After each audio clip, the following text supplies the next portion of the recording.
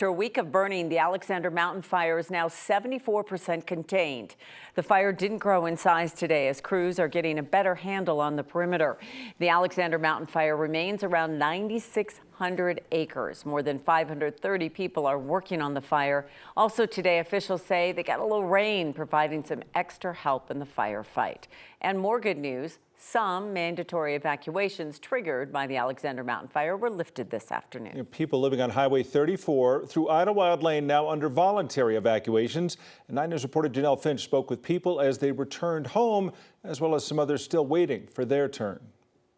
There's no place like home, especially after an unintended week away. It's really nice to be back. We got home about 7 o'clock last night. Ashley Bernal woke up in her bed for the first time Monday.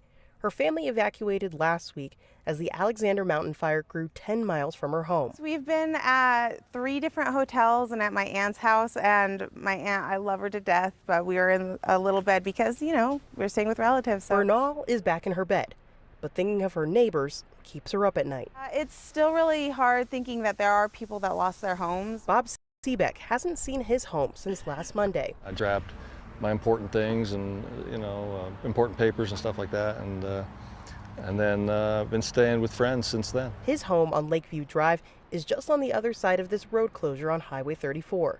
He says his property is okay, but flames got as close as 1,000 feet. Every day and probably every couple of hours I was checking in on that. He's beginning the process of returning home. He picked up his credential and now I'm waiting for that call. Yep. He's hopeful. Good news will come soon.